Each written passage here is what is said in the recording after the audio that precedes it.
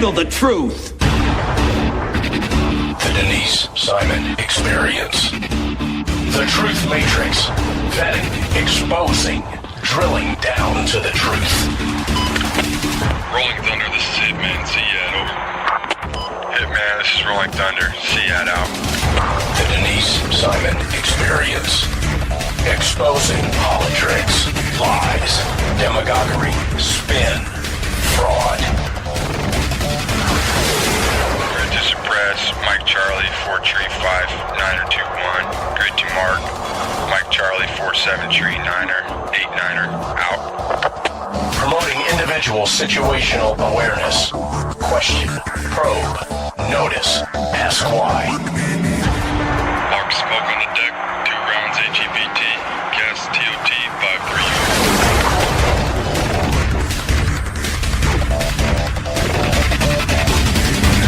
And now, the Denise Simon Experience. Hey there, ladies and gentlemen. Welcome to the Denise Simon Experience, and most of all, Happy New Year. I got Tom Kelly with us, who's the president and CEO of ID Experts, and he was on with us a couple of weeks ago, late in 2017, and he kind of tapped us on the shoulder, wanted to come back and talk about yet another breach. And this has got a couple of interesting moving parts to it, and so I'm so happy that Tom wanted to talk about this, because Tom, nobody talks about the implications of these hacks and the vulnerabilities of these databases. So welcome to the show, Tom Kelly, President and CEO of ID Experts. I'm glad to have you. Well, thank you, Denise. Great to be here. Okay. Now this one, this particular, am I going to say it right? Alteryx? Yeah, Alteryx. Yeah, Alteryx. But it's one of these. Actually, I'm not as familiar with the firm itself. I know the business they're in, but I don't know if they call it Alteryx or Alteryx. I would guess it's Alteryx. Okay, fair enough. Well, look, I've been seeing some things. I'm going to kind of come at you, maybe a little blindsided here. But this data was actually sitting on Amazon's web service, otherwise known as AWS. And I've been seeing some emails here about how Amazon AWS is saying, "Oh, we have a secure system.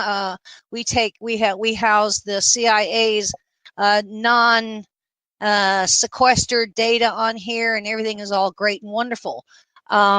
So I'm going to put that out there, because I don't trust anything with Jeff Bezos. But having said that, then we have the U.S. Census component, and then we have the credit agencies. So we have those three things in play here. Is that right, Tom? That's correct. I don't know about the. I am not as familiar with the actual source of the breach. So regarding the AWS Web Services, AWS and the location, I'm not surprised that it's coming through there, but I have not heard specifically where the breach occurred. So that part I can't talk to. I think that's still enveloping, coming out. But I also believe that this breach has been probably multiple years old, I believe. Interesting. I believe this breach is not it's come to light, but I think the breach has been out there for a while. Yeah. I believe that's the case, but this is still an evolving fact situation for me. I see. Well, now that I'm kind of looking at this, you might be kind of right that it at least looks like it might have a couple of years on it, but it affected, ladies and gentlemen, what's the number? 125 to 125 million households. Essentially, it's got a huge footprint. Yeah, everybody. Because you have to understand what these marketing firms. I mean, whether you think about it or not, all the different approaches that you get, from the targeted emails to even how radio advertisements to television advertisements to all these, there's science behind where these ads are placed, what they're targeting, the demographics, the messaging. All that in there is compiled from as much data that these marketing firms can gather in turn in order to pinpoint with greater accuracy the message that they want to do to get you to buy a product or to make a decision to do something. So it is a pretty broad-based set of data that they gather and they collect. And I would argue that pretty much every entity, well, no, let me be a little more accurate. A large share of the entities that consumers out there do business with, whether it be your cell phone provider, whether it be the retailers that you buy from online, even in some cases banks, they may tell you, if you read the fine print, the mice type, that they have the option of selling your keystrokes. Correct? It's in there. It's I've had it. It'll be it's going to be interesting to see how this whole subject evolves over time. But there's no question that it's legal for this data to be collected today. It is legal. To the point so, where, for example, when you set up an Amazon Alexa or one of those machines, and you are constantly talking to that device all day long, and saying, "Play me this song, connect me to this website, buy me this product, call me this service," that is all data that is being absorbed and collected that can be utilized as a marketing data for you about your profile and developing this broad profile of you. And you really don't have the option of opting out, do you? Well, sure you do. You have the option of not buying. Not using it, yeah. But I mean, exactly. if you want that convenience, you don't have the option of telling that provider, you can't have my data. And if you do sell my data, then you have to compensate me, because that's correct. You do not have that option. Yeah, right. Okay. So your option is to not do it. In fact, I had a conversation with somebody in my office today because we were talking about things over the holidays. I said, I went into, I won't mention the name of the gym. I was at a certain location in California. I wanted to get a workout in, and I went over to this gym to get a one-day pass. I went in, and they wanted my driver's license number and date of birth. And my option, it was a clerk there, somebody who was probably not real senior, and if I did not provide it, I wasn't going to be working out that day. That's simple. And there's, of course, no legal requirement for me to turn that information over, driver's license and date of birth. Well, we can't have that when you go register to vote. But that's I'm just saying is that you can. So my option there to opt out was to not work out at that particular location on that day. It was all or nothing. Exactly. Okay. So what we have here, Tom, is a breach of because there weren't enough security layers to this database that Equifax got hacked, and even that they kind of came out and lied about it. We know that the president actually hired some people to, I think, cover up the hack or something, didn't they? That part I'm not sure. Okay, fair enough. That part I don't know. So I said all or nothing a minute ago, Tom. Is that are you telling us that we absolutely need to be reading this fine print in order to make a decision where it is an all or nothing, whether we do business with some of these companies or not? How do we protect ourselves when this is going to sound really self-serving, Denise, and I hate to go down this route, but I think we first got to set the stage. Is that all right? Fair enough. What is the real danger in this material out there, the marketing material? We're marketed to all the time. You buy a house in a certain neighborhood, a certain zip code. There's all kinds of data that says there's an average income for that area, that there's buying habits for that area. All that stuff is so. In the old days, you get all this stuff that show up. The junk mail we called it. It showed up in our mailboxes. Now it's becoming electronic. You get the telephone calls. They show up at your home, your landline. Now you're seeing it increasingly. These targeted phones to your cell number. Of course, we all know about the email marketing. This is all based on that. When this stuff gets out, that is on, if you just look at it from that, I can say, well, that's a kind of a headache for me to deal with. It's a headache of incoming inquiries, robocalls, other kinds of marketing that I really don't care to get. The problem is when you take the data that we've just talked about, all this marketing data, your address, children, whether or not you have pets, all that kind of what I call that personal data that you wouldn't typically call personally identifiable information like Social Security, driver's license, date of birth, credit card information. When you start matching all the family stuff and all the personal stuff and build connectors to the other data, the financial data, that's where, in fact, you start entering into the zone of having identity theft expansion issues.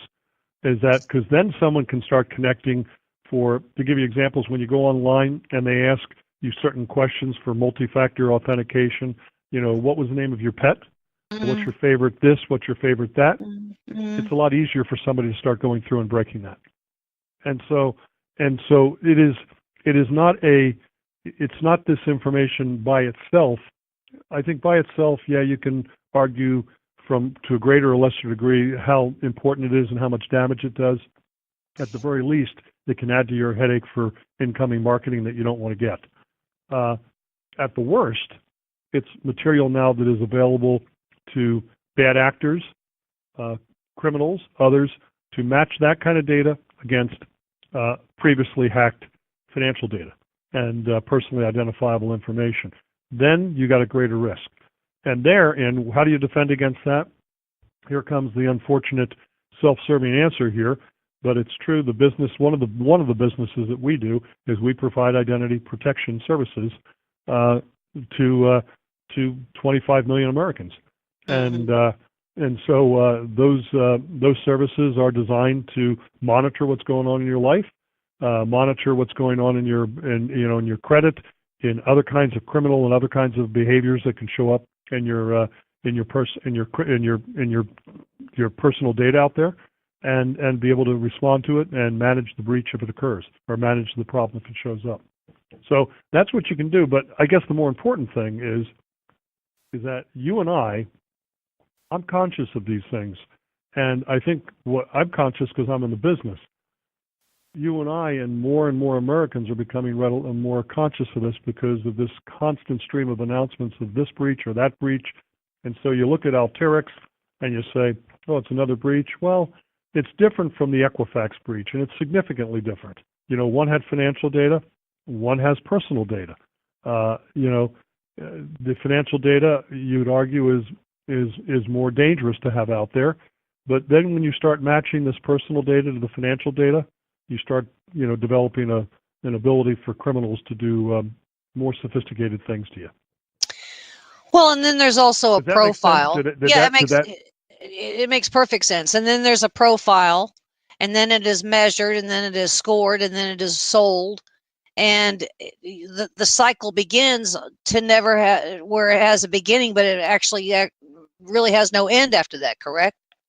That's right. Once it's out there, it's out there. And so, of course, the most important thing you can do is, I think you and I talked about this before, is that you go back and so you do the good, what I call the good kind of personal security or personal ID hygiene.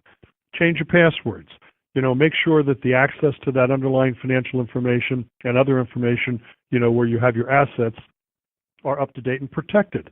That you're not using passwords that are your pet's name, or the name of your children with a 1 after it. Or something like that. That seriously. There's a lot of things that we do because we say, well, what's the easiest way for me to remember my password? Well, how about if I use my high school mascot's name, or something like that you'd say, well, who the heck knows that? Well, it's amazing what's out there, in terms of, what that information is.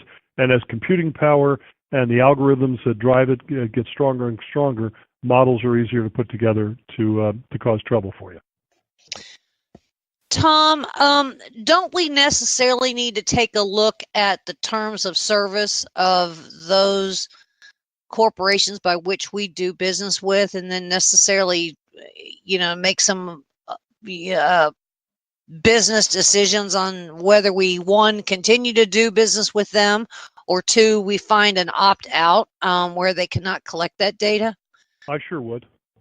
Mm-hmm.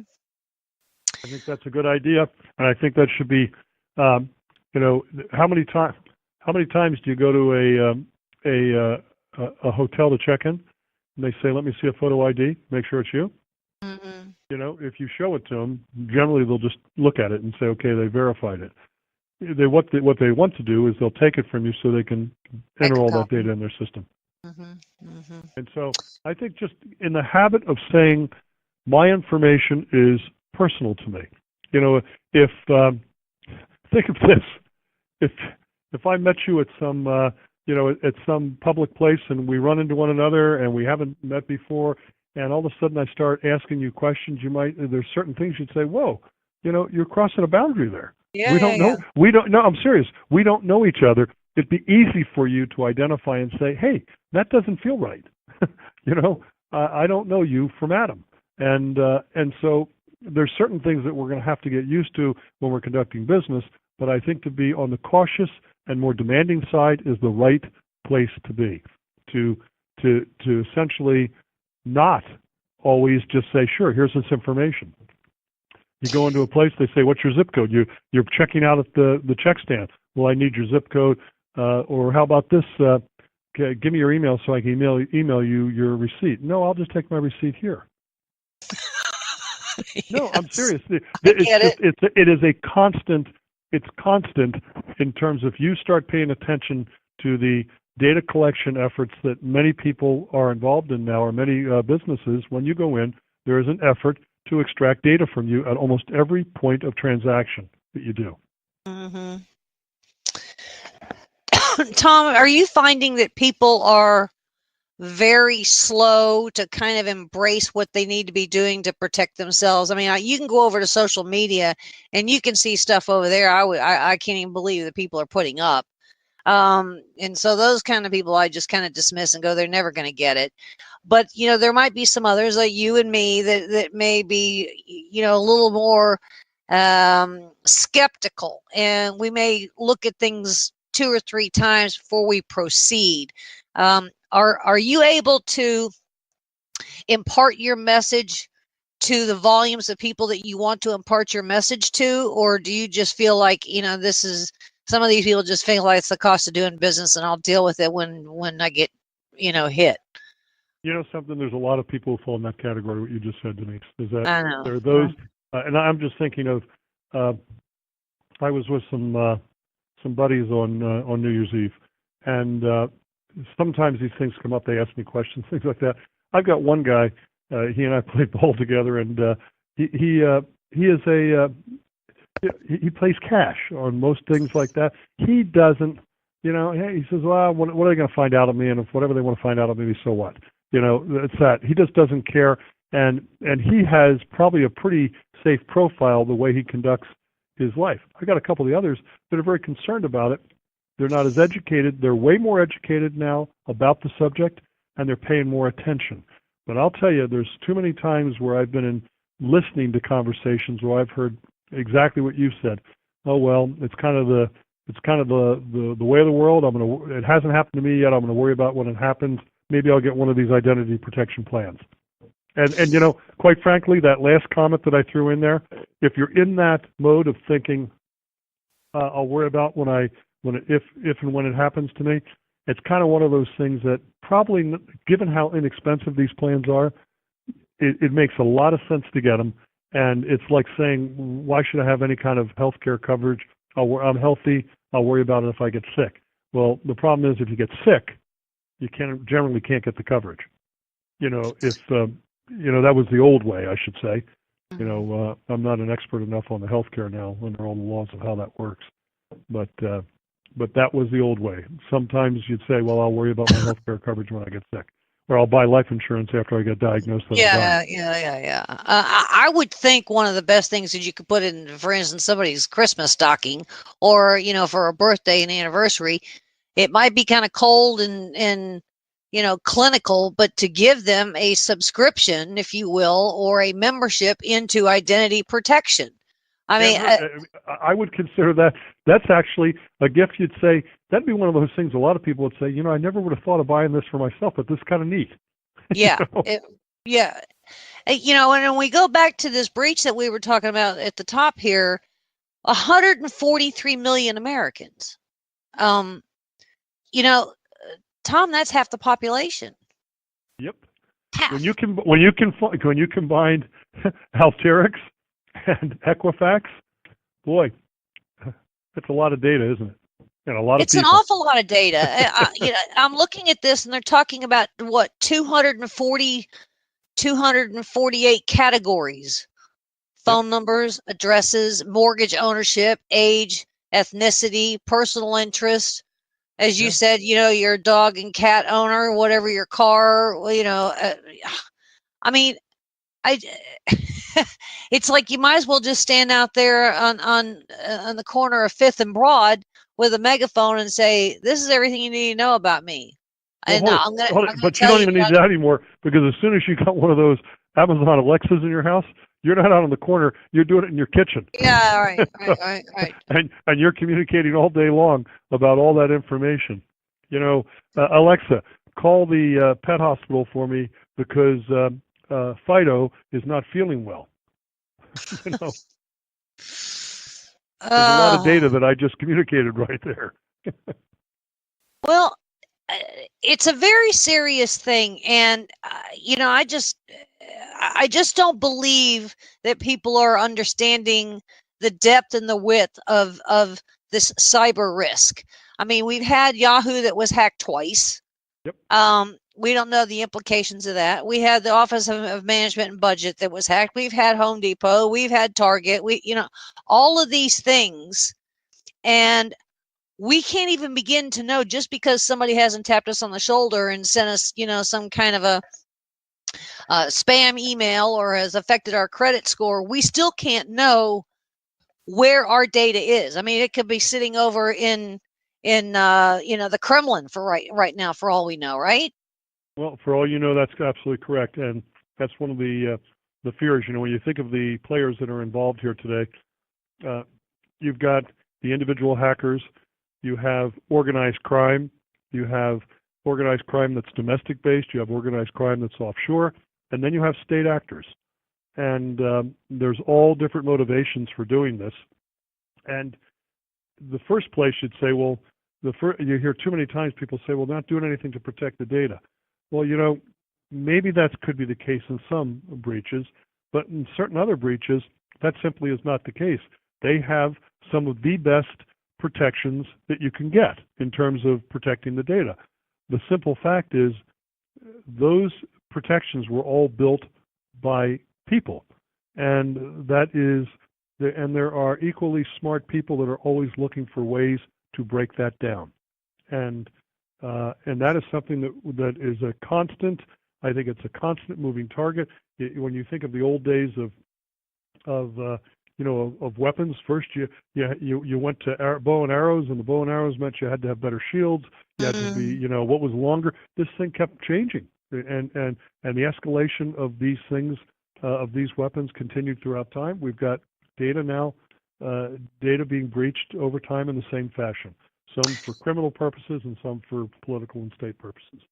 Well, we rely on them to protect the data, but we're the first line of defense ourselves. You betcha. Because we need to be protecting our own, and so we need to be helping those that we're doing business with, saying, get me off of there. You can't have this, you can't have that, and putting some pressure on them because you don't feel safe with your data sitting over here at Equifax or sitting over there at some other entity.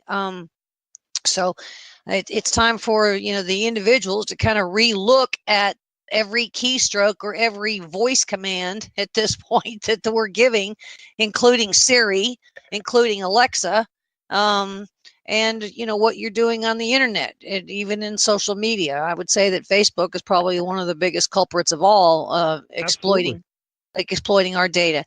Ladies and gentlemen, we've been speaking with Tom Kelly, who's president and CEO of ID Experts.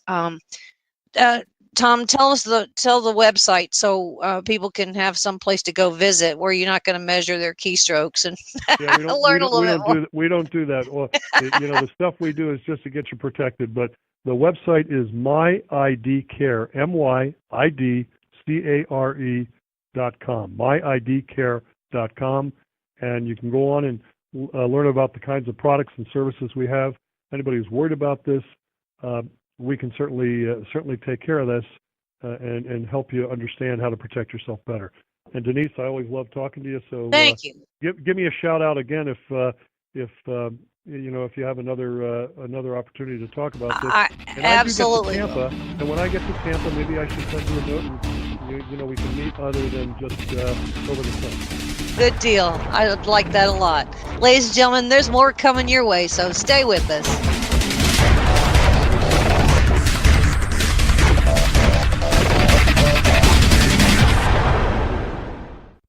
Hi, thank you for listening. My name is Ron Phillips, and I'm the owner and operations manager of Talk America Radio. It is with great pride that I offer you these two 24/7 streams of some of the finest talk radio programming in the country, but I need your support. Talk America Radio is a listener-supported network. That means we need your help to continue to offer the quality programming you're hearing right now. Please visit talkamericaradio.us and click the Support Us button. You can contribute monthly or send us a one-time amount. We'll put it to good use continuing to share the American voice. Thank you.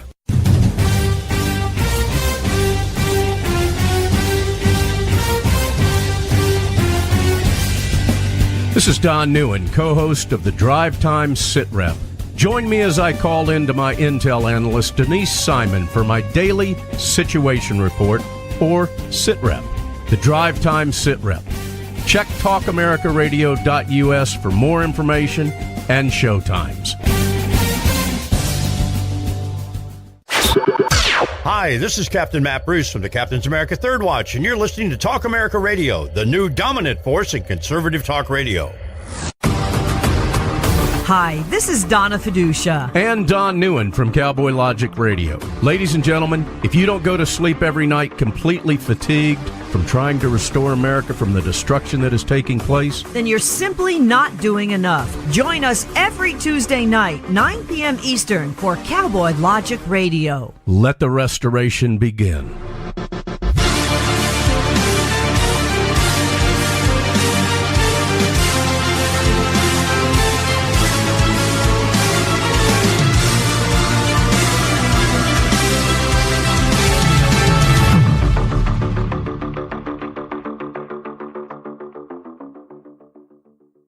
You're listening to your local news source, WLBB, News Talk 1330 and FM 106.3. KTA Digital Dallas.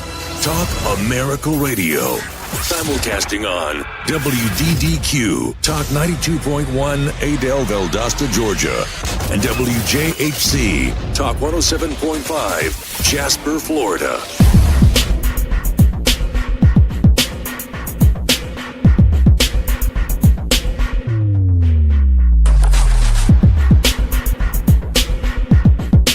Thanks, ladies and gentlemen, for being with us here on the Denise Simon Experience.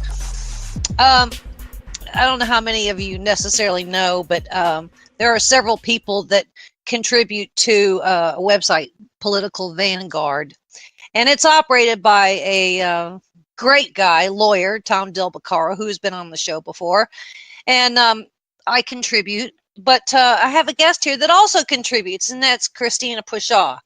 Now, Christina, I'm going to do this without my glasses because I don't know what I did with them, is an expert on Eurasia studies, international relations. She's a contributor, certainly, to a Political Vanguard. And I'm very happy, Christina, that you could be with us here on the Denise Simon Experience. Well, it's good to be here. Thank you. You know, you and I have a kind of a mutual friend, and then in the world of investigative journalism, but it has to do with Ukraine, and I think Ukraine is really an opportunity for the United States, and there's clearly a war going on there, and what is particularly interesting is it's never in the news, is it? Right, right. I think it's just not covered enough for many reasons. But it's interesting to see, just how much the news focuses on Russia, Russia, Russia, and claiming Russia intervened in the election, etc., but doesn't focus on where Russia actually intervened, which is in Ukraine. Thank you for saying that, because that's exactly right. And beyond Ukraine, I mean, they've obviously Right. got very involved in the Baltics and in several of the other elections in Europe. In Georgia too. Georgia, they occupied Poland. part of the country. Yeah. So, when it comes to Ukraine, I mean, it's had one of the most remarkable histories that goes from the sublime to the ridiculous, I would say. Mm-hmm. And yeah, you know that that's better a good way than to me. put it. Yeah, you're the expert there on Ukraine, much more so than I. And they have a very good chance of being a big friend and of the West, and I would say a full-blown great country if they could just kind of get their act together. But their act is so hard to get together because I would argue of Russian interference, right? Right. That's a big part of it. But I think going back to the history, I think a lot of Ukraine's problems today, whether it's Russian intervention in the East in the war, or whether it's corruption, which most Ukrainians rate among their highest concerns about the country, even higher than the conflict, I think it goes back to the Soviet legacy, the legacy of communism. And that's another reason why I think Ukraine could be, and the Ukrainian people want to be, frankly, a friend to the U.S. and to the West. They view Reagan there as like a national hero to them almost, because they see him as like the one who liberated their country and all of the Soviet bloc from the evils of communism. They suffered a lot, as everyone did under communism, but Ukraine in particular had a man-made famine under Stalin. So that has really scarred their history. And that's why I think the people there are very open to partnering with the West, to becoming an ally of the West. But the problem is, as you said, they need to get their act together. They need to root out corruption. And I think they're not going to be able to win this conflict in the East or to reform their country without addressing the Soviet legacy first, and specifically corruption in the judiciary and regulations. I mean, this is a country that the United States has also betrayed more than once as well. So absolutely, sadly, yes. So we have, I think, here shown a little bit of love to them with Operation Atlantic Resolve in order to kind of stave off the Russian interference, but we're not quite there yet. And I would argue that NATO, they're trying to help them along too, but NATO is kind of spread thin. Right. And so if we could just clean up and really help Ukraine, I think it would be a real marker to the rest of the countries in that region. You agree? Absolutely. And it's interesting you should bring up NATO now, because one of the reasons that Russia intervened in Georgia in 2008 and in Ukraine in 2013, 2014, early 2014, is because Putin perceived these two countries as aspiring to join NATO. And frankly, they are. And if a country has a frozen conflict, which is what they call these unofficial conflicts, that are being fought by Russian irregular troops and conventional armies, or that are not being fought at all, but just occupied territories, that prevents countries from joining NATO if they aspire to do so. So it's all part of the same Russian grand strategy. And yes, I mean, unfortunately, we have not done enough in terms of projecting our influence there, which I think is a more positive influence than Russia's in that region, for sure. But at this point, there's very little that we can do going back to, the corruption in the current government, and that's directly related to the Obama administration's intervention there. Mm-hmm. Describe, Christina, if you could, some of the types of corruption. I do know that there's kind of a cyber hacking wing that is resident in Ukraine that I would argue are Soviet loyalists. Right. But I don't want to conflate any of that. So help us with the types of corruption that's happening there. Sure. So probably the biggest is that Ukraine is in the lowest quartile in the world, and actually it's the lowest country in Europe as far as economic freedom goes. There's an index published by Fraser Institute, Economic Freedom of the World Index. They just came out with one when I was in Kiev last fall, the new update, and they said because of Ukraine's number of regulations, the size of the bureaucracy, the lack of meritocracy, tariffs, quotas, everything you can think of, they're regulated to death, basically, and this creates numerous opportunities for officials to profit off of their own office. So that's number one. Number two, the police. Still, even though I think there have been attempts in the last couple of years at reforming the police, they still take bribes. There are still constantly reports of people, especially foreigners, getting stopped at customs, searched, and basically intimidated until they offer a bribe to the airport police, the border guards, or whoever is there. And then the judiciary. Judiciary still has, again, this holdover from the Soviet Union, in which they have a lot of judges who were appointed during that communist time or who were members of the Communist Party in the past. Poland recently passed a law that you probably heard about, which essentially was aimed to root out that communist legacy in the courts, which I think if you want to have like a fair justice system in the European tradition, you can't have Soviet judges. Ukraine has not dealt with that problem yet, and it's still apparent. Go ahead. Sorry. I had no idea they had Soviet judges. Yeah, appointed during the Soviet era and were members of the Communist Party, which is disturbing if you think about it. And there's also just no accountability in the courts. Like these judges, because they kind of came of age in the Soviet era, they still take bribes. If you're an oligarch, if you're a billionaire, you're basically immune. Recently, a young 20-year-old girl, her dad's a billionaire in Ukraine, was driving, struck 6 pedestrians because the rumor is she was driving drunk. She killed all of them, and she's not been brought to justice. So this is the kind of thing that happens there, and this is why it's so sad, you know, when you look at the progress Poland, its neighbor, has made compared to Ukraine, how far it lags behind when they started from very similar points 2 decades ago. Oh, wow. Now, what did Paul Manafort, and have you been in that realm at all since he was, you know, one of their top messengers to the United States? Did he not help the situation, or did he help the situation? Well, that's a great question. Paul Manafort worked in Ukraine for many years, as far as I know, with the previous government, the Yanukovych government. That was the one that was kind of forced out in early 2014 after the Maidan revolution. But he worked closely with them, basically establishing think tanks, lobbying groups to claim to the West that this is a pro-Western legitimate government. It was not. Paul Manafort is a very unpopular figure in Ukraine, but I would say that most Ukrainians do not associate him with Republicans or Trump necessarily. They associate him with their previous government. And Podesta Group, by the way, also engaged heavily with Ukraine and Georgia and that whole part of the world, oftentimes in collaboration with Manafort. So I think it's a little bit different from how the media covers things here in the U.S., that Manafort's always associated with Trump. But frankly, all of the, which I consider dirty deeds Manafort was doing, basically taking money from such a corrupt government, it had nothing to do with his work on the Trump campaign. It was at totally different times, probably 3-4 years apart.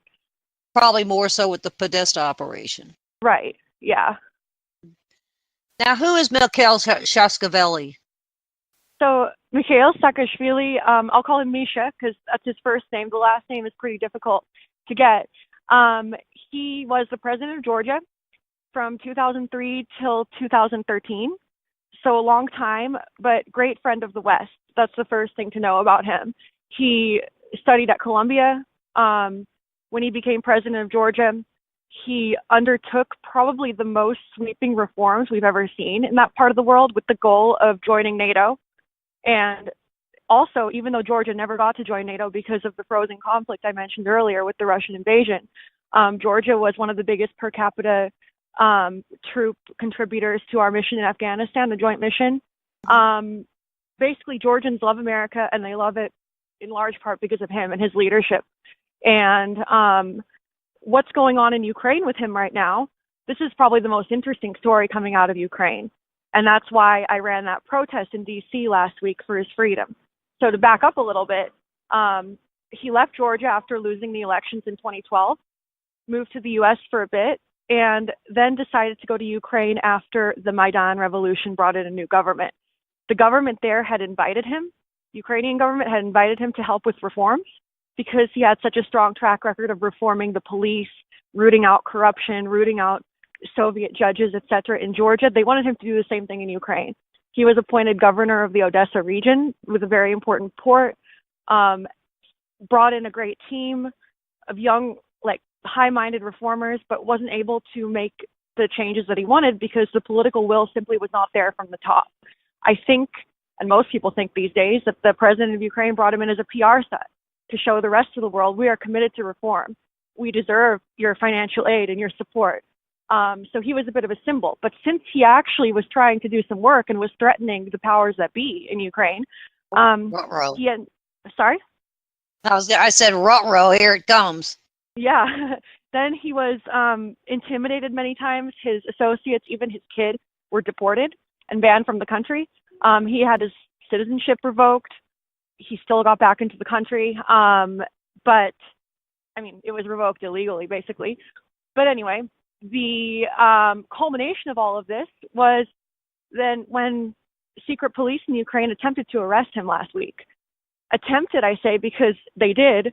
But as he was in the police van, thousands of his supporters heard about it from social media, surrounded the police van, and literally broke him out. There are amazing videos of this online. Whoa. But then it was just crazy because his supporters in Ukraine, these are Ukrainian people, they love him so much because they see what he did in Georgia and they see what he could do for their country, and they are desperate there.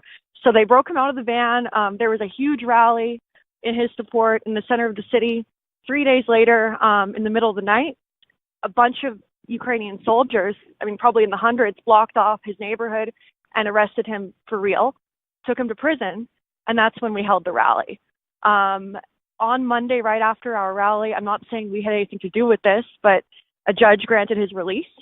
She said there's no reason to hold him. I was shocked. I think everyone was shocked because, like I told you, how the judiciary is in Ukraine, it's not common that a judge will actually do the right thing and make the morally correct and ethical call. But she did. So now he's free, but again, facing a lot of intimidation, constant threats from the general prosecutor.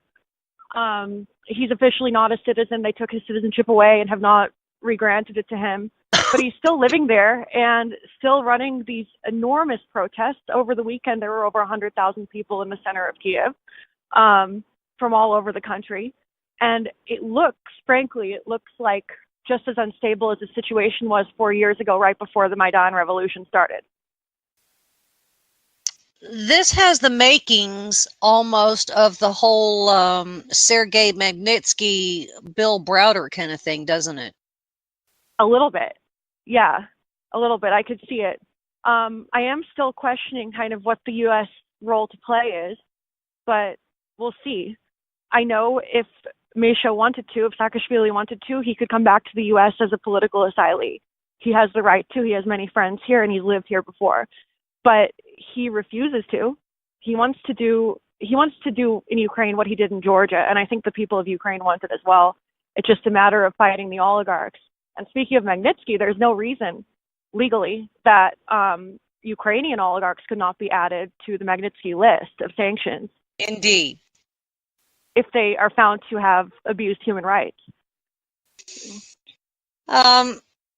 So is enough actually written about the civil society and free press in Ukraine on what is happening there, or is it kind of I would say, banned in that kind of speech? Well, that's the one thing actually, besides Saakashvili, that gives me some optimism about Ukraine. They do have a relatively free press and a vibrant civil society. It is not banned like Russia or Belarus or Cuba or many of these countries. There is a bit more freedom as far as what you can say. And there are some very intrepid journalists. One of my friends here in D.C. who helped with the protest was a Ukrainian journalist on the front lines and reported reality.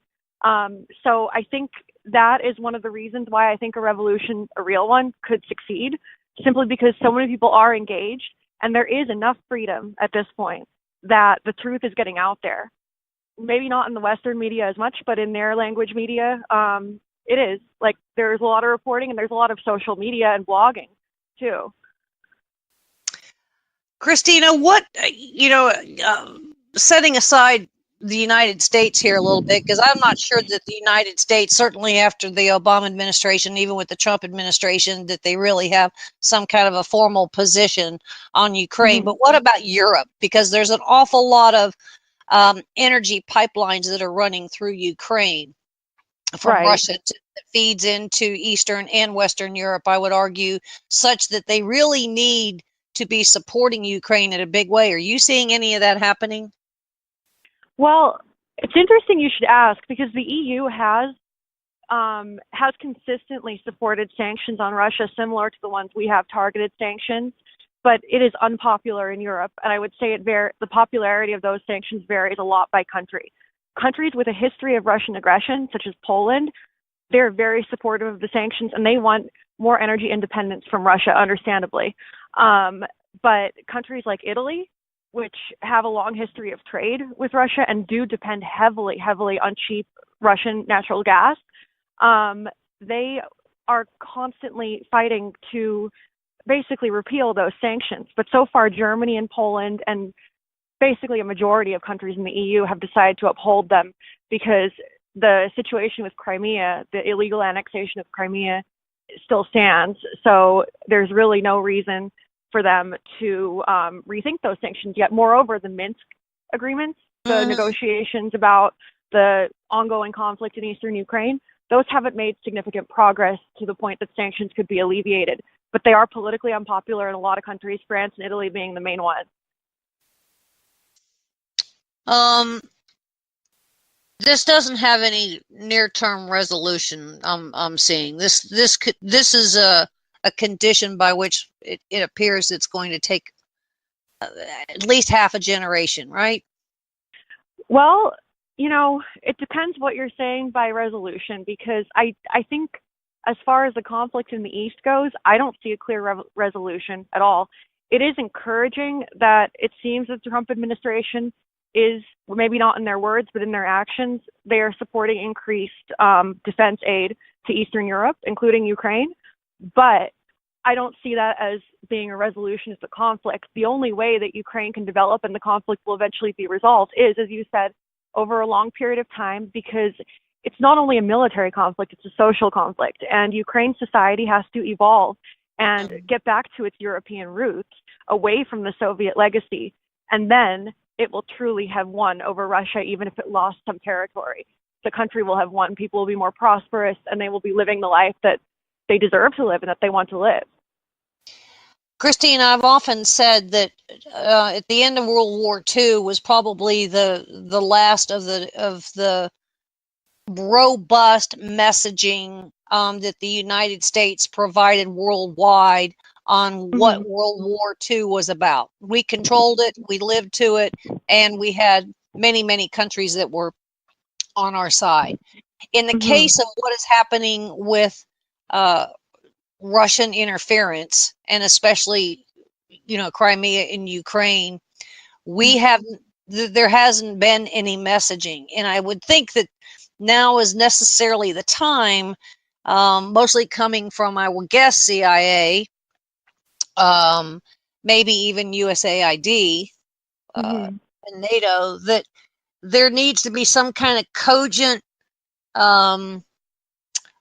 posture with Ukraine, such that it gets completely sold to all of Europe, Eastern and Western Europe, and to even the Baltics, because whatever happens in Ukraine, good, better, and different, you've got other countries that are watching this very carefully. Absolutely. That can't be emphasized enough. Yeah, the smaller ones, the Latvias, and where is it going to go? So, you mean the U.S. posture towards Ukraine? Well, the messaging. Well, your guess is as good as mine, but one, again, encouraging point that I read recently was a couple of weeks ago, Politico did an interview with Ambassador Kurt Volker, who is this administration's kind of point person on Ukraine, the special envoy for Ukraine. This is a new position, and Mr. Volker, he was director of the McCain Institute. So he has a very hawkish view on Russia, I would say, but also a very realistic one. He is willing to negotiate and able to negotiate, but he does not compromise Ukraine's territorial integrity, which I think is incredibly important, because the fact that Russia could change the borders of Europe essentially by force, as they did in Crimea, that would have been unthinkable a generation ago. Unthinkable. Without any consequence. Right. Essentially no consequence. The sanctions are well-intentioned. They're not working. I mean, they're not achieving their goal. No. But after reading the interview with Ambassador Volker, I was heartened that, at least we have somebody who knows the situation, who knows the score, and who is not going to compromise on Ukraine's borders, the importance of defending territorial integrity. General Mattis also has a very good knowledge of the post-Soviet region. He understands Russian hybrid warfare, which is what's going on, but that's the complicated thing. Putin will essentially deny that Russian troops are there, so it's a little different hybrid warfare versus conventional warfare. So little green men, no, they're not ours. Yeah, precisely. And this is a pattern. He did the same thing in Georgia by bringing in irregular battalions. Mattis knows a lot about that.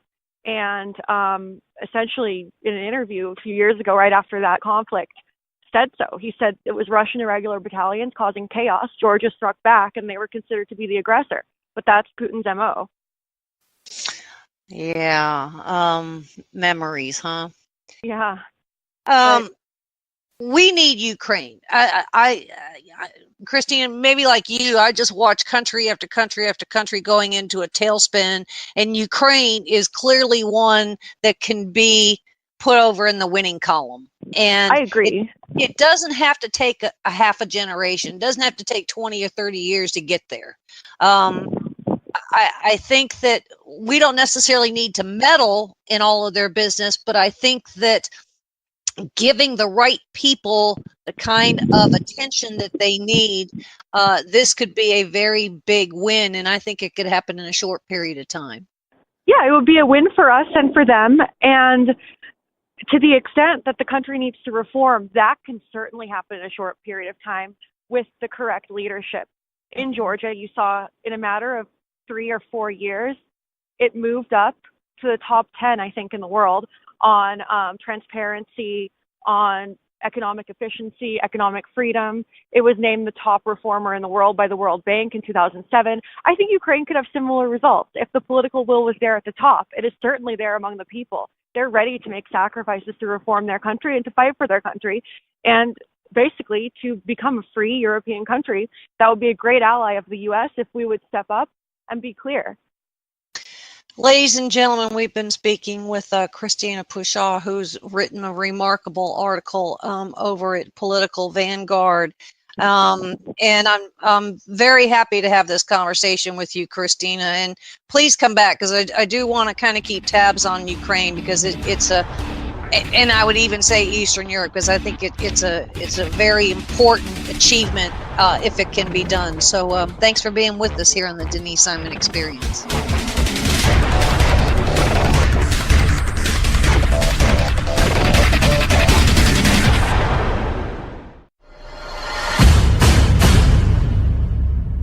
Handle the truth. The Denise Simon Experience. The Truth Matrix. Vetting, exposing, drilling down to the truth. Rolling Thunder, this is Hitman. Seat over. Hitman, this is Rolling Thunder. Seat out. The Denise Simon Experience. Exposing politics, lies, demagoguery, spin, fraud. Grid to suppress, Mike Charlie, 4 tree 5, 9er 2-1. Grid to mark, Mike Charlie, 4-7 tree 9er, 8-9er, out. Promoting individual Situational awareness. Question, probe, notice, ask why. Mark smoke on the deck, 2 rounds AGPT, gas TOT 53.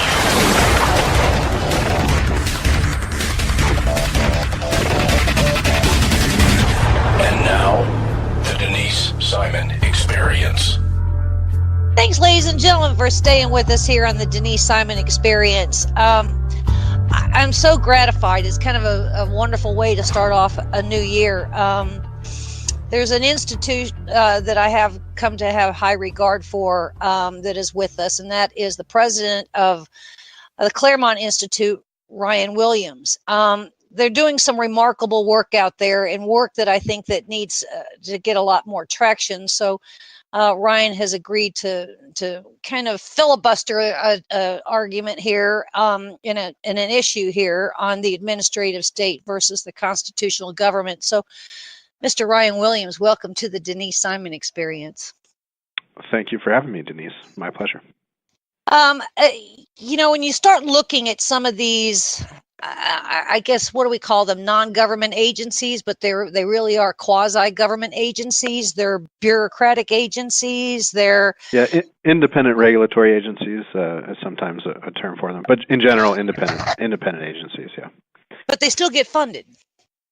They do, and the reason for their independence, quote unquote, is that they're outside in different ways. They're not all the same, but they're outside the normal chain of presidential control that he would exercise over, say, cabinet members or subordinate officers under cabinet members. So traditionally, that the president can remove at will is the term that they use.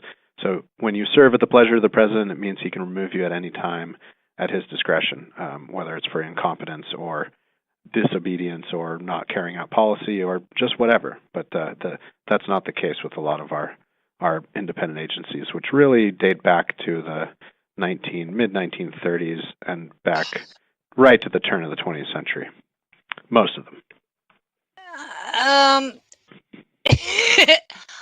There are a couple here that really raise some eyebrows when one starts looking at some of these. I thought I knew most of them, and as it turns out, I didn't. Yeah. I'm going to throw a couple out there, and then I'm going to ask you some questions about them. I would say one of the more abusive ones, one that I've kind of been watching for a long while, is the Export-Import Bank. Would that be considered one of these, presidential bureaucratic agencies? The Ex-Im Bank is a little bit in a class by itself. I'm not an expert on it, but the latest instance of, and it's uniquely bad, and we can talk about that, is this Consumer Financial Protection Bureau. And other such agencies are agencies like the Federal Commerce Commission, the Security and Exchange Commission, the Federal Trade Commission, the National Labor Relations Board, agencies like that. Most of them have multi-member directors or commissioners, and they're usually 4 from one party, 3 from another party, and they serve fixed terms. And during their fixed term, they can only be removed for cause, as it's known, which basically means for incompetence or criminality, rather than serving. Which means never. Yeah, right. They rarely get removed, if not almost never. That's right. Now, we'll get into a handful of these agencies, but these agencies are really designed to do a couple of things, and that is to manage the statutes and enforce regulations, manage regulations, and then kind of any adjudications if there are any violations. Did I get some of that right? That's correct. Congress uses them to delegate quite a bit of rulemaking power, and that's Congress's euphemism for what we used to call lawmaking. So Congress thinks that they don't have the time. Yeah, they don't have the time or the expertise to minutely regulate, so they delegate this power to the agencies. And the agencies have within them, as you pointed out, all 3 powers of government. They bring enforcement actions, or they execute the law. They issue rules, or they legislate, but sort of junior varsity legislation. Congress would call it, and then they adjudicate or exercise the judicial power. Ryan, correct. I get to ask the dumb questions because I'm blonde. And it goes like this. Never a dumb question, Denise. The Department of Justice has, 80,000 lawyers? Okay. Most of these other agencies have their own set of lawyers. So we have lawyers on top of lawyers. And some of these administrative agencies, if you will, these bureaucratic agencies, appear to be somewhat redundant to me because they could necessarily fall into a standing cabinet level agency that has its own lawyers. So I'm seeing here a layered bureaucracy that I don't think that the normal listeners would ever come to understand or realize. Yeah, well, the origin of it has a lot to do with a change in thinking about the nature of government and of human nature, really, which emerged during the progressive era. So the thought was Congress was a political animal, the executive branch was a political animal. We can't trust expert rulemaking and the modern science of government to these political animals. We need some sort of independent expertise lodged in these agencies. And the assumption, which the founders never would have agreed with, which I don't agree with and I don't think you do either, is that you can never really have politically neutral expertise. You can have expert opinion on scientific matters, of course, and you can bring it to bear on rulemaking and lawmaking and the execution of the law. But people are people, and they're politically motivated and self-interested. So that's why the separation. Yeah. Which brings to mind that there was another agency, like, because you said the word science, there's something called the National Science Foundation. And I think that's probably one of these like categories too. But we recently had Mick Mulvaney, who somehow, I think, I hope I got this right, that got moved over to the Consumer Financial Protection Agency, correct? And he got over there and he kind of blew his stack. Right. Yeah. He's been a longtime critic of the agency. And so Trump being Trump, he installed a critic of the agency as acting director on the departure of then current director, Cordray. And Cordray and his deputy Leandra English sort of conspired to put her in that spot ahead of Mulvaney's installment, and that's what's been in the news. Not so much in recent weeks, but at the end of last December year. it was, where there was a fight that you need to take my directives, and this was going out through the agent or through an email blast. And no, I'm the new guy on the block. You have to take Okay, so Mick Mulvaney gets in there, and he actually ends up learning things that he had no idea that he was learning. In other words, the entire Consumer Financial Protection Agency operates with absolute limitless wild abandon, right? Well, it could if it so chose, sure. The problem with the CFPB, so a lot of these, the FCC, the SEC, all these that were founded many, many years ago, as I said, they had multi-member commissions. They're kind of bipartisan, but what one party can overrule by one vote, the other party, and they're balanced usually. But they check each other a little bit. Okay, it's fine. It's not really constitutional, but the CFPB is something new, the first of its kind. The D.C. Circuit called it in a case. And then the CFPB, it has a single director who can't be removed, and it raises its own funds through its enforcement actions in Congress.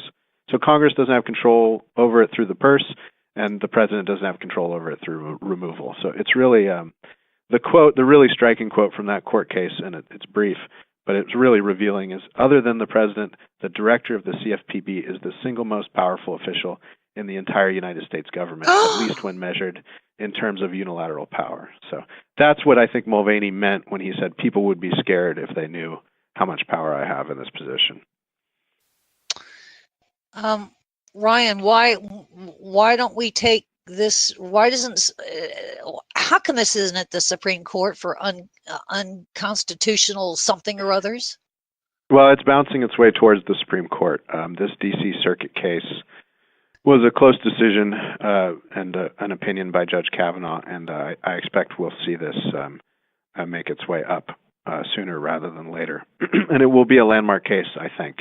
I'm no Supreme Court tea leaves reader, but I've found recent comments by Gorsuch and others promising in this regard. I think even on the right, we have not appreciated this problem for many, many years sufficiently, and I think that's finally beginning to change. Elizabeth Warren, what is her role in all of in this agency? She's the grandmother of this legislation. I mean, she I don't mean to be ageist, but she really was the one who brought it forward and pushed it forward. And then the Obama administration Treasury Department recommended it as well. And interestingly, this agency was going to be a multi-member commission, even in Elizabeth Warren's legislation for it. But as it wound its way through Congress, the compromise was they didn't really want to make it a department position where the head was removable, and they didn't really want to make it a commission. So they sort of took the worst of both worlds in a way, and gave all the power of a single head, but with none of the accountability to the president or to the American people through the president. So kind of in summary, we have this quasi-agency that essentially cannot be defunded by Congress because it's self-funding. So the purse strings has no jurisdiction. Congress has no jurisdiction over that with regard to the purse strings. Right. And two, the only way you can get rid of the head of the agency is for some kind of violation or bad behavior. And then that still leaves the agency. You can get rid of the right? Yes, Congress could abolish the agency tomorrow. They just can't exercise. Yeah, I mean, so they could pass legislation knocking the CFPB out. Of course, Congress is quite powerful when they want to be. It's just in the interim they can't.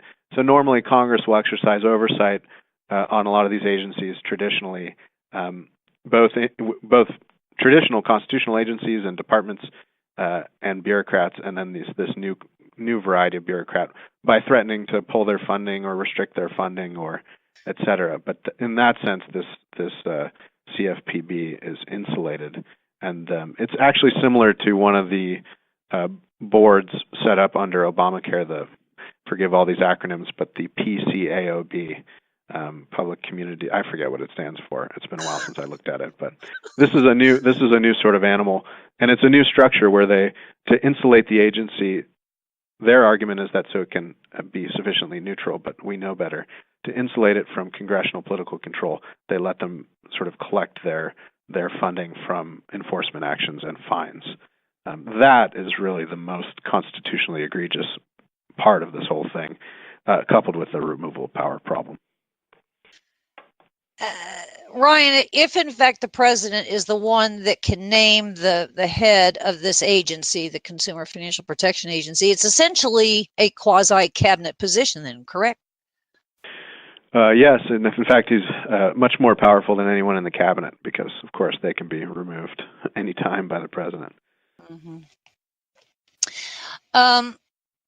All right, so we have a couple others here that I would argue that are seem to be.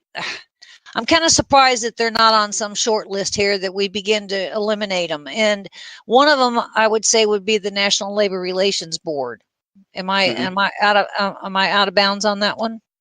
No, I would agree.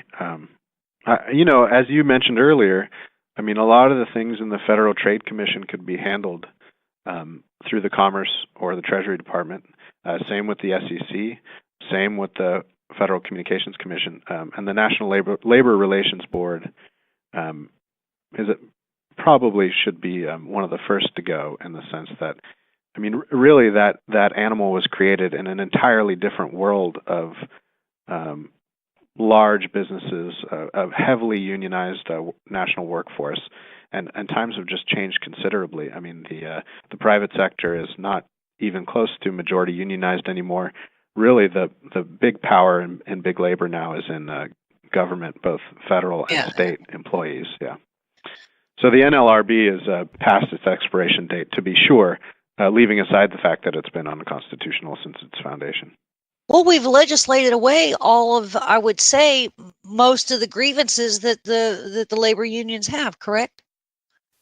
I think I think unions have a place. Voluntary unions in any sector, especially the private sector, have a place. But I don't. It's pretty hard to convince me that they need the backing of an agency to handle the adjudication of their disputes. I mean, voluntary action and voluntary dispute resolution between employers and unions is perfectly acceptable under our form of government. But the NLRB is something else entirely. You kind of dropped a little bit of a hint on this one, and I would say the U.S. Chamber of Commerce. Why do we have that? The Chamber of Commerce, I don't know too much about its history. I don't think it's a government agency at all. I believe it's merely a lobbying organization for commerce. So it's an organization put together by business owners, and it has its own sources of funding, both from members and from fundraising, and it lobbies the government for the interests of its members. So I don't think there's any official government connection.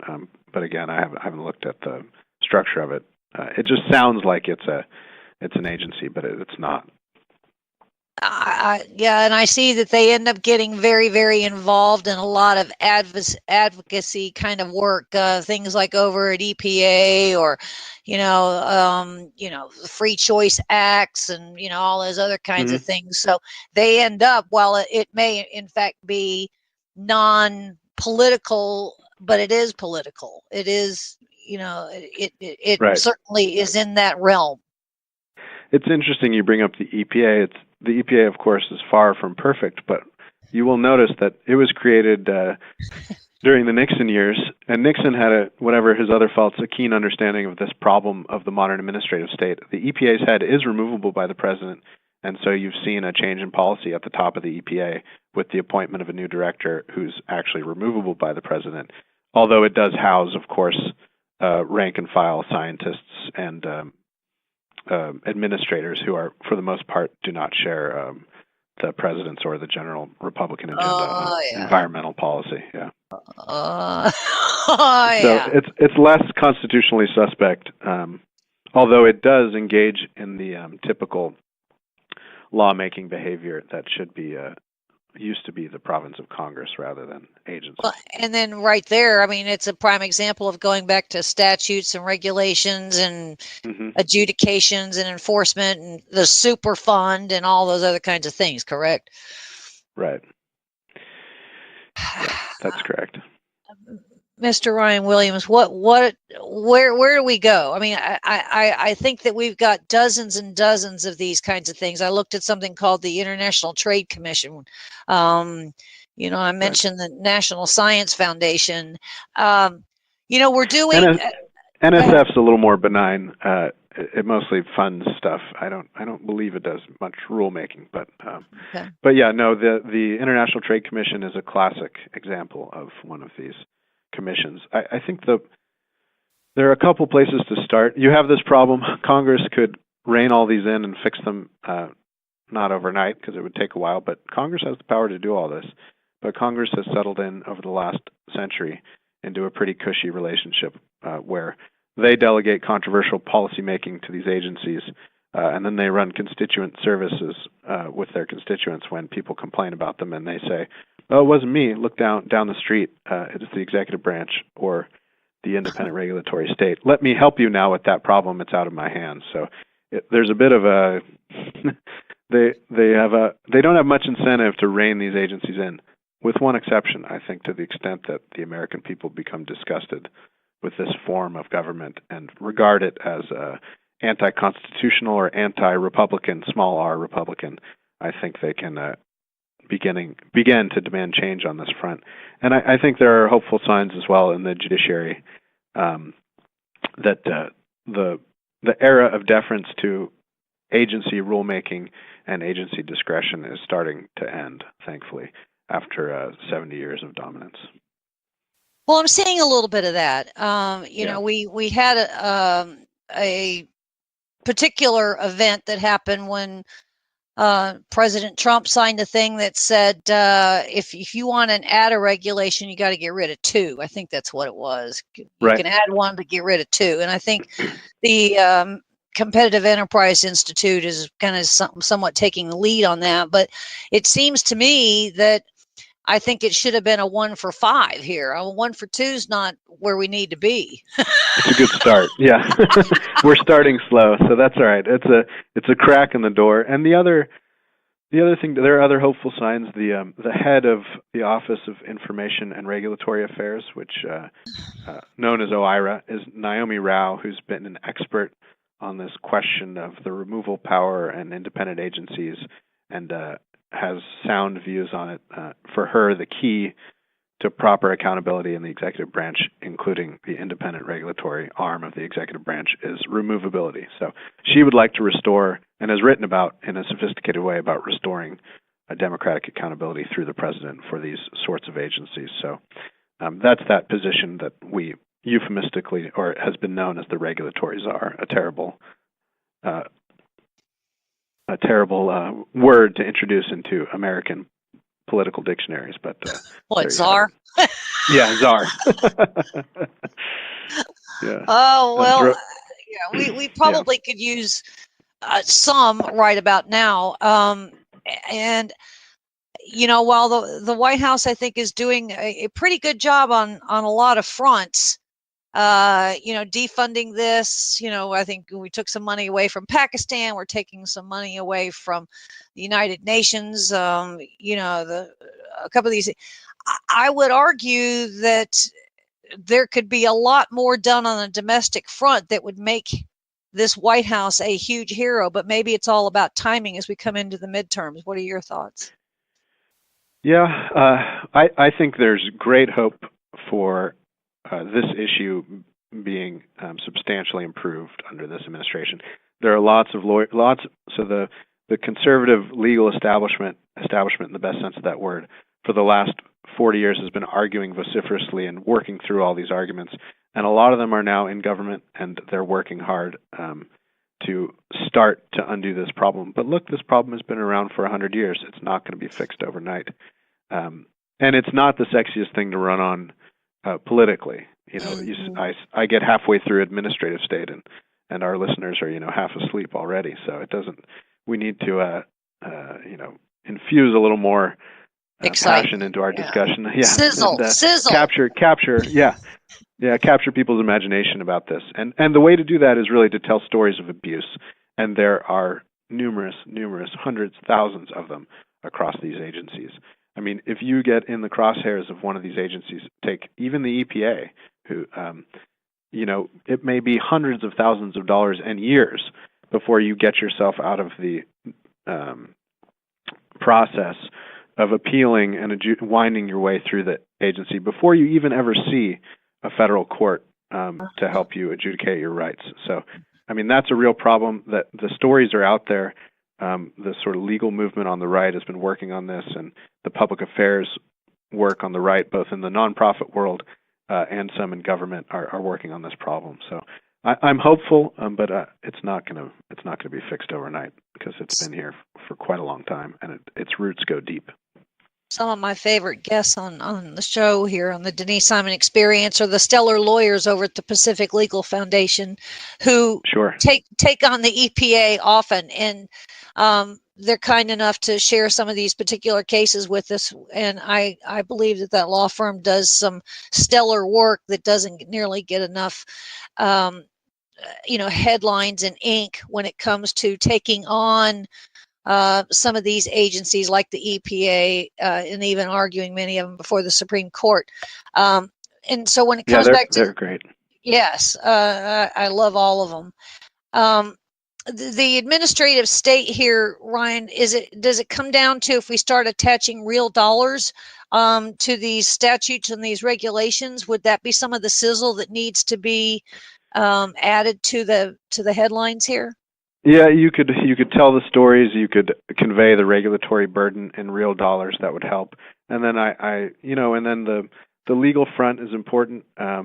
You mentioned PLF, and they're great. And my colleague John Eastman, who runs our Center for Constitutional Jurisprudence, has been sort of out in front on this issue for 35 years. So it's going to be a combination of skilled legal strategy and execution, coupled with the public affairs and PR game, which is really the key to capturing the public's imagination, which will be the key to infusing Congress with some energy on this and imagination on this issue. Well, maybe we ought to call up Mick Mulvaney and see what else he necessarily has to say, because I think somebody ought to go tap him on the shoulder and go a little bit further from this, especially since he comes from the Office of Management and Budget. So he has a very unique perspective on all of this. Ladies and gentlemen, we've been speaking with the president of the Claremont Institute, Ryan Williams. Great work, and I'm just very, very pleased that you were with us here on the Denise Simon Experience, because a lot of these things just don't get enough attention, where going forward and trying to clean up some of this bureaucracy, least of which we need to address this administrative state. So good presentation, Ryan, and thanks for being with us. It was my pleasure. Thank you, Denise. Come back again. Ladies and gentlemen, there's more coming your way, so stay with us.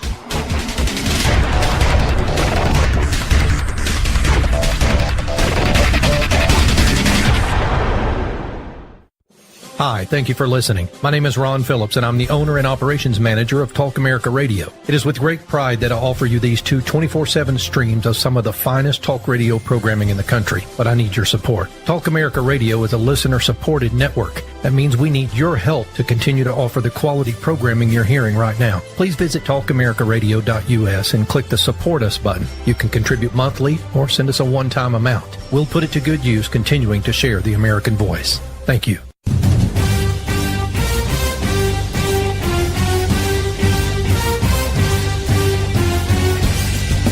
This is Don Newen, co-host of the Drive Time Sit Rep. Join me as I call in to my Intel analyst, Denise Simon, for my daily situation report, or Sit Rep, the Drive Time Sit Rep. Check talkamericaradio.us for more information and show times.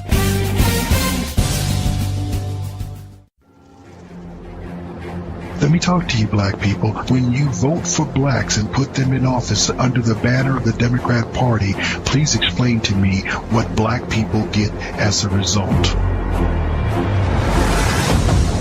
This was not a nap that we have been taking. We are in a coma. You know what the interesting thing about pensions is? That's today's money given to people who ain't doing nothing for you today. Get off that black Democrat tit that they've been sucking on. Your country is being stolen from you, and the promise is being stolen from your children, and they're telling you it's all right while the rest of the world is trying to lap us. Well, why are we doing so poorly? 2 words: teachers' unions. Are you kidding me?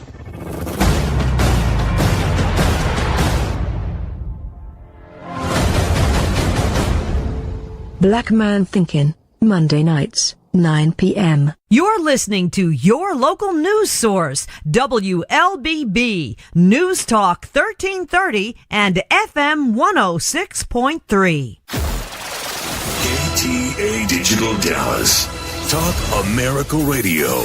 Simulcasting on WDDQ, Talk 92.1, Adel, Valdosta, Georgia, and WJHC, Talk 107.5, Jasper, Florida.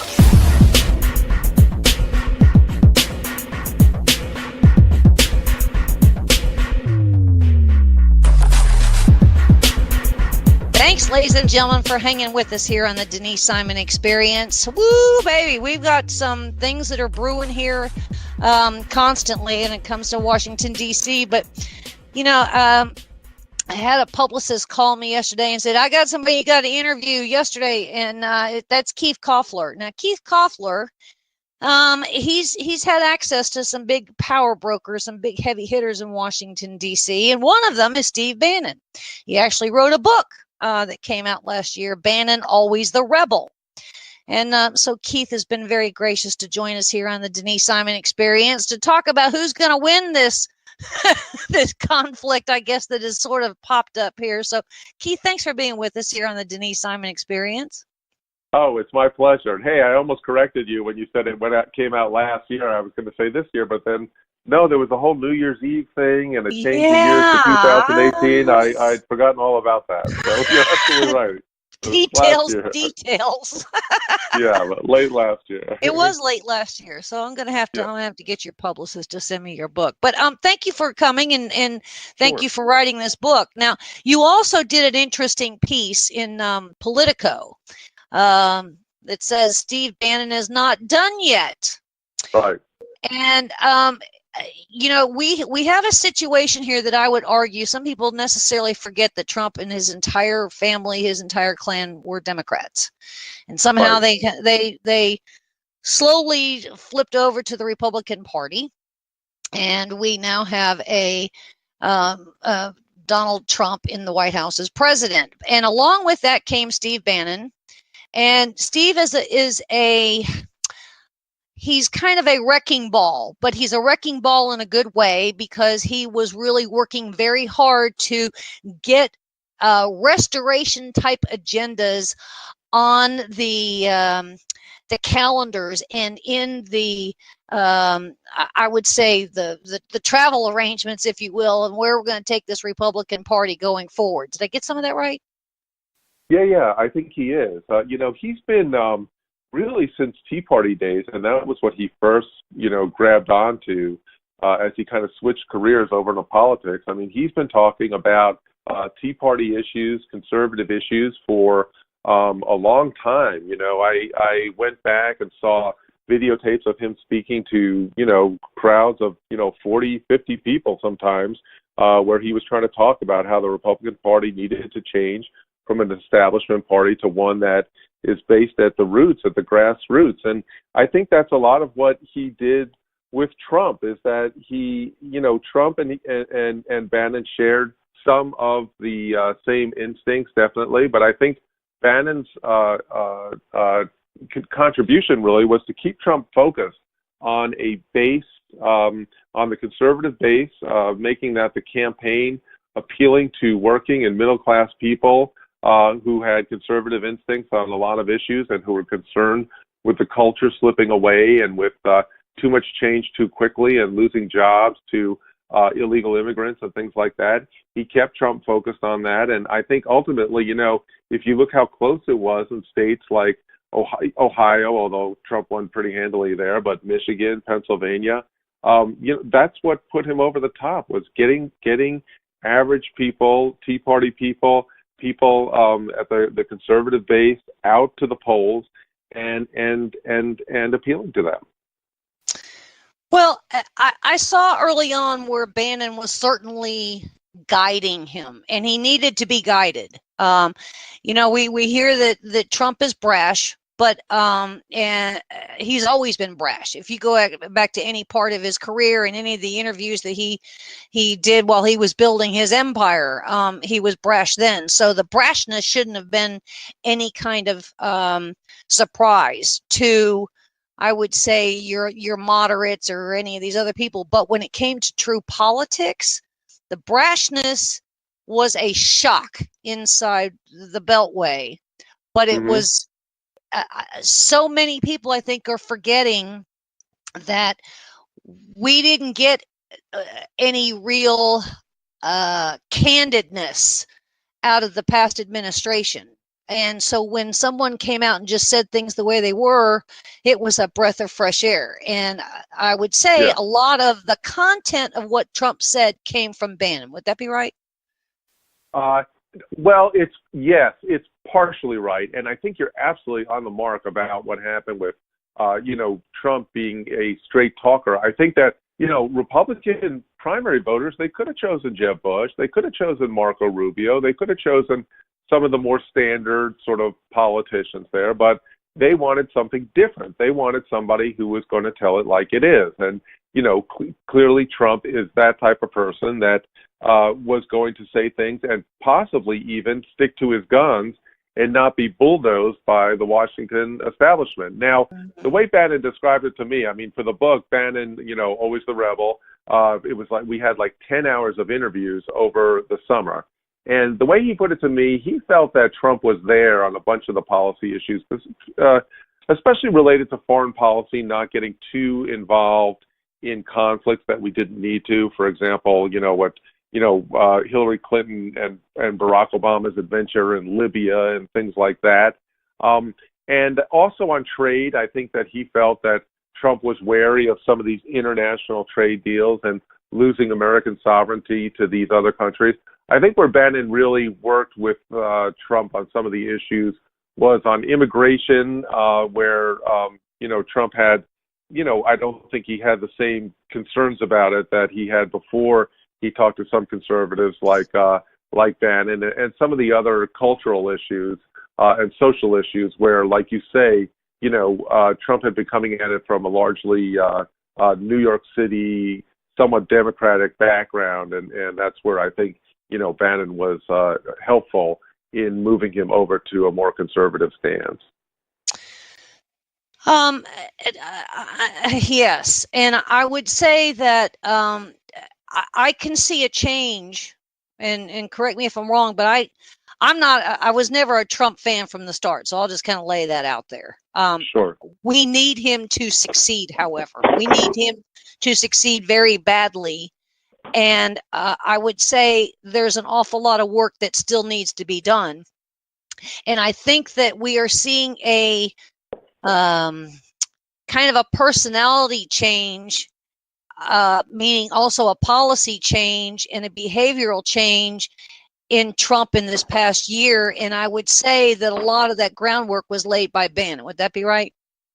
I think I don't know a lot. I think a certain amount of it, definitely. I mean he became definitely more hardcore and certain of these things. He so far has resisted a big deal on DACA, on the Dreamers, although that remains to be seen if he'll stick with that. And look, he stepped up immigration enforcement, which was a big issue during the campaign. The number of illegal immigrants coming in has declined. The number of refugees from countries which may contain dangerous people is down. So, and these are issues that Bannon has been talking about for years. So I think it's undeniable that he had an influence on some of that, and also on some of the appointments of some conservative judges. I think that conservatives across the board would say that Trump has done a good job with that, starting with Neil Gorsuch all the way down to a lot of the lower courts. And again, I think Trump has surprised a lot of people in how conservative he is, and certainly Bannon's influence was part of that. And finally, another thing I'd point to is the climate change deal, which should have been a no-brainer for a conservative coming into the White House to get out of that. And there was a big debate in the White House, and clearly Bannon prevailed in that. And that is one of his biggest achievements, is to convince Trump that, America did not need to be part of that, with the Chinese doing almost nothing and our industries being harmed by that. And the climatologists saying that they can predict the weather in 100 years and, partially destroying the American economy based on such suppositions. So, for a conservative, that should have been a no-brainer. And I think that you're right. Like, that's exactly the type of area where Bannon had tremendous influence. Now, we ended up with a kind of a kink in this relationship. And I'm not quite sure I know when it started. It may have started going back to when there was a debate whether Bannon should have been on the National Security Council. And then we ended up with a whole Flynn thing in the mix. And then we ended up with this cockamamie meeting with Natalia Veselnitskaya and the Russians. And then we ended up with, I would argue, the Alabama Senate race. So it looks like that Bannon was kind of the, you go sit over here in a corner as long as you're going to be in the White House and behave. And that really didn't kind of work out, because we still had the Kushner operation happening, and apparently they didn't get along with Bannon. And then things kind of went south after that. So Bannon goes back to Breitbart. Now we have a book.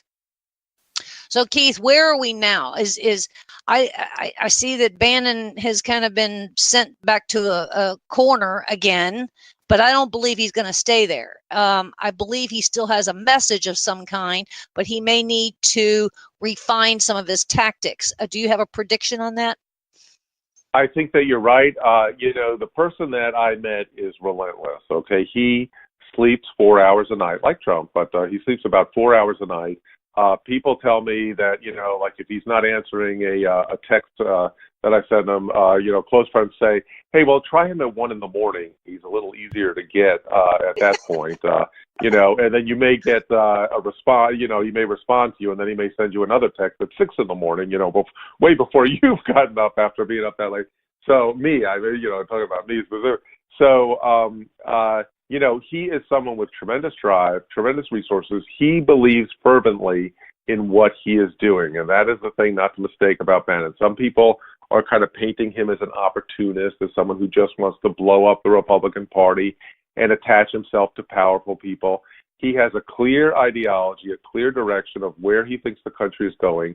He thinks that it is in jeopardy, that what we have here is threatened by the cultural decline that has occurred in this country, and he will be relentless in doing that, in trying to combat that, and he will find, if he does lose on a permanent basis some of the sources of money that he has now, I believe that he will find other sources of money. He has money on his own, and look, he's a well-known figure. I mean, I think people like the Kardashians have proved that just being famous can get you pretty far, and he'll get invited to things to speak and so forth.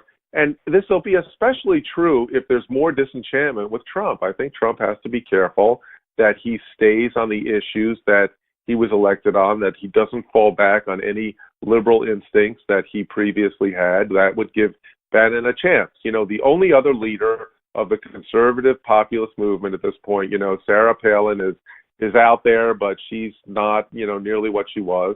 The other person is Bannon, and, whether he has the money or not, especially if he remains in control of Breitbart, he will have the levers to be able to influence people. And if there's disenchantment with Trump, Steve Bannon is going to be there. So, for the sake of argument, let's say that there is a real fissure here between Trump and Bannon, and that completely does fall apart. You argue that Bannon could maybe even find somebody that would primary Trump in 2020. Yeah, possible? I think so. I think it's a possibility. If Trump starts, I think Trump can get a sense, as he was saying, he could shoot someone on Fifth Avenue and nobody would care. And that certainly was true. But, I just watched Washington for so long, and people's fortunes can change so quickly and so dramatically. I mean, you look at like President George H.W. Bush after the Iraq War. He was at something like 90 to 95% approval rating. And then 10 months later, he loses re-election, or a certain time later, he loses re-election to Bill Clinton, who was a flawed candidate as well.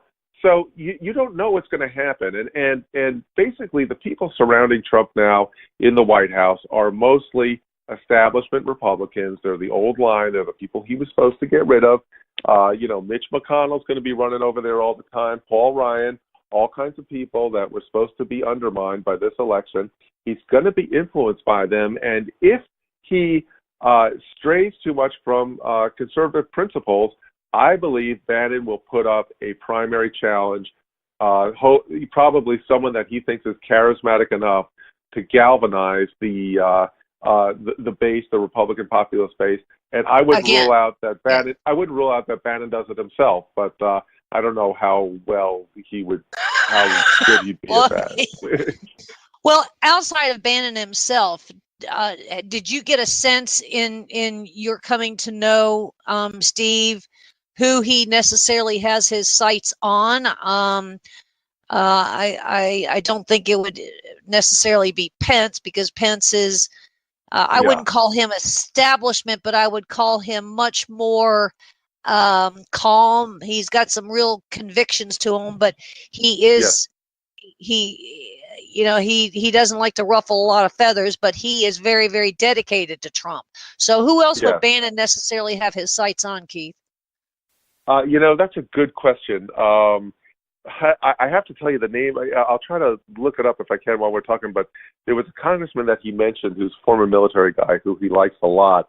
I think he might have even, but I can't think of anybody specifically that he would go with at this point. But remember, people pop up out of nowhere. There's a famous video that you can probably find of Jimmy Carter doing. You remember the television show What's My Line? Oh yeah. Where they try to figure out who the person is that they're talking about, and it was the governor of Georgia, and that was about a year or two before he got elected president. So I don't think he necessarily has to have defined that person for certain at this point. Right. But he does. I think also maybe someone that I know that he likes is I'm just trying to think of the name. I guess Arkansas Senator Tom Cotton is someone that I knew you were going to say likes. Tom Cotton. Yeah. Yeah. Tom Cotton is someone that Bannon thinks highly of. But it would depend obviously on what the relationship is between Cotton and Trump, and what that dynamic is. But Cotton is not up for re-election, I think, for until about 2020. And if he wanted to make a stab at that in 2018, that would be something that he could potentially do. So for the sake of argument, let's say that, the Mercer family, they've pretty much come out and said they're going to continue to support Breitbart, but they're going to be very suspect and maybe even completely distance themselves from Bannon. So does Bannon, he's got, there's some mutual decisions here. One is Breitbart, one is Bannon. My gut tells me, and you know better than I, because I've never spoken to Bannon in my life, that is that I almost believe that he has an opportunity to launch another conservative media outlet that would out-finesse Breitbart. I think some of the ways that even Breitbart might be a little limited based on the conditions that the money comes in from the Mercer family. You know what? I think that's an excellent point. I'm not convinced yet that he is going to be out at Breitbart, but if he is, there's definitely, he made Breitbart hum. He really brought it to the place where it is. So if there's anything that Bannon has a proven track record of, it's figuring out how to make a website very popular. And so with, a lot of conservative benefactors, that speaks to them that he can possibly do a website that could become extremely popular. And you know what? There's room for it, because there really is no, a lot of these other websites are sort of mainstream conservative websites.